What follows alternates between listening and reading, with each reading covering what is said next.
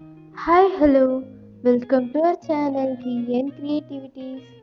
இன்னைக்கு நம்ம சேனலில் எதை பற்றி பார்க்க போகிறோன்னா, ஒரு சூப்பரான நல்ல க்ரீமியான சேமியா தயிர் எப்படி செய்யறதுன்னு தான் பார்க்க போகிறோம். சேமியாவில் தயிரா அப்படின்னு யோசிக்கிறீங்களா?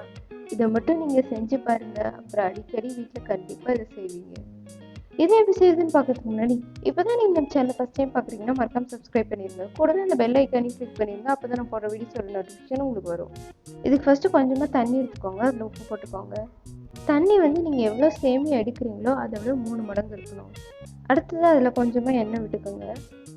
தண்ணி நல்லா கொதிச்சு வந்ததும் அதில் சேமியா ஆட் பண்ணிக்கோங்க. நான் இங்கே 3 கப் சேமியா எடுத்துருக்கேன். ஸோ அதுக்கு 9 கப் தண்ணி ஆட் பண்ணியிருக்கேன். இப்போ இந்த சேமியா நல்லா கிளறி விட்டுருங்க. அது ஒன்றோட ஒன்று ஒட்டாத மாதிரி நல்லா கிளறி விட்டுருங்க. இப்போ இந்த சேமியா நல்லா வெந்து வரட்டும். சேமியா நல்லா வெந்து வந்தால் தான் இந்த டிஷ் நல்லாயிருக்கும். எப்படி தயிர் சாதத்துக்கு சாதம் நல்லா குழஞ்சி வந்தால் தான் நல்லாயிருக்குமோ, அது மாதிரி இதுக்கும் நல்லா வெந்து வந்தால் தான் நல்லாயிருக்கும். இப்போ சேமியா நல்லா வெந்துருச்சா அப்படின்னு சொல்லிட்டு செக் பண்ணி பார்த்துடலாம். அதுக்கு என்ன பண்ணணும்னா, இந்த மாதிரி சேமியாவை எடுத்து அதை லைட்டாக இப்படி நசுக்கி பார்த்தீங்கன்னா அது நல்லா நசுக்கணும். அப்போ தான் இது நல்லா வெந்துருச்சுன்னு அர்த்தம். சேமியா வெந்துச்சு. இப்போ நம்ம ஸ்டவ் ஆஃப் பண்ணிடலாம். இப்போ சேமியாவில் இருக்கிற தண்ணியை வடிக்கிட்டு சேமியா மட்டும் தண்ணி எடுத்து வச்சிடலாம். இப்போ இந்த சேமியா மேலே லைட்டாக பச்சை தண்ணி ஆட் பண்ணிடலாம். அப்போ தான் சேமியா ஃபர்தராக குக் ஆகாமல் இருக்கும். இதை அப்படியே ஓரமாக எடுத்து வச்சிடலாம். அடுத்ததாக இந்த சேமியாவுக்கு தேவையான தயிர் எடுத்துக்கலாம். இப்போ இந்த தயிரை ஒரு ஸ்போர்க் வச்சு நல்லா மிக்ஸ் பண்ணி விட்டுருங்க. நீங்கள் ஸ்பூன் வச்சு கூட மிக்ஸ் பண்ணலாம், ஆனால் ஸ்போர்க் வச்சு மிக்ஸ் பண்ணிங்கன்னா நல்லா மிக்ஸ் ஆகும். இதில் எந்த ஒரு கட்டியும் இல்லாத அளவுக்கு அதை நல்லா கலக்கி விட்டுருங்க. தயிர் நல்லா க்ரீமி கன்சிஸ்டன்சிக்கு வர அளவுக்கு அதை நல்லா கலக்கி விட்டுருங்க. இது அப்படியே இருக்கட்டும். அடுத்ததாக தாளிப்பு ரெடி பண்ணிடலாம்.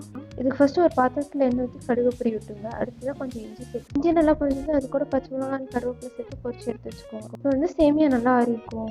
அதை மிக்ஸ் பண்ணுறதுக்கு ஏற்ற மாதிரி ஒரு பெரிய பவுலில் போட்டுருங்க. போட்டுட்டு அது கூட நம்ம எடுத்து வச்சு இந்த தயிரை ஊற்றிடுங்க. தயிரோட குவான்டிட்டி நம்ம எடுத்துருக்க சேமியாவை விட அதிகமாக இருக்கணும். தயிரை ஊற்றி அதை நல்லா மிக்ஸ் பண்ணிடுங்க. சேமியாவும் அந்த தயிரும் நல்லா மிக்ஸ் ஆகிற அளவுக்கு அதை நல்லா மிக்ஸ் பண்ணிடுங்க. தயிர் புது தயிராக இருக்கும். தயிர் ஃப்ரெஷ்ஷாக இருந்தால் தான் அது நல்லாயிருக்கும். இப்போ இது கூட நான் ஒரு 1/4 டம்ளர் அளவுக்கு பால் சேர்த்துருக்கேன். இப்போ இந்த பாலை சேர்த்து நல்லா கலந்து விட்டுருங்க. இது கூடவே கொஞ்சம் உப்பு போட்டு நல்லா கலந்து விட்டுருங்க. நான் உப்பு போட்டது வீடியோ எடுக்க மாட்டேன், ஸோ என்னால் இதில் காட்ட முடியல. இது கொஞ்சம் கெட்டியாக இருக்கிற மாதிரி இருக்குது. ஸோ நான் இன்னும் கொஞ்சம் பால் ஊற்றி இதை நல்லா கிளறி விட்டுக்கிறேன்.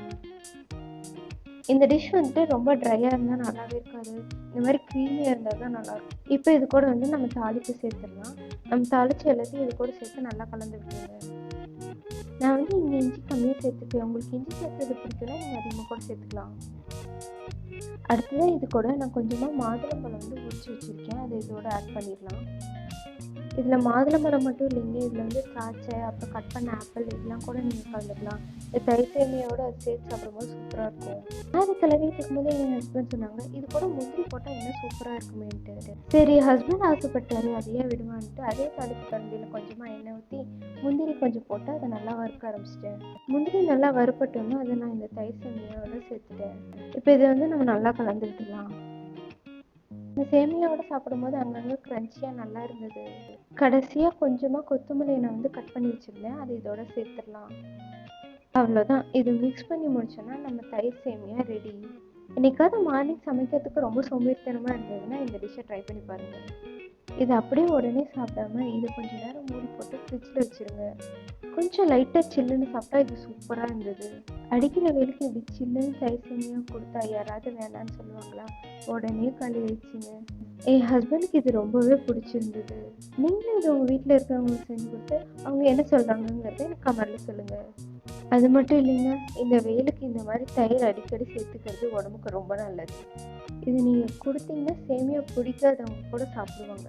உங்களுக்கு சேமியா பிடிக்காதவங்க யாராவது தெரிஞ்சால் அவங்களுக்கு இந்த ரெசிபியை ஷேர் பண்ணி அவங்கள ட்ரை பண்ணி பார்க்க சொல்லுங்கள். இந்த வீடியோ உங்களுக்கு பிடிச்சிருந்தா லைக் பண்ணுங்கள், ஷேர் பண்ணுங்கள், கமெண்ட் பண்ணுங்கள் அண்ட் மறக்காமல் சப்ஸ்கிரைப் பண்ணிடுங்க. தேங்க்யூ ஃபார் வாட்சிங். Bye by.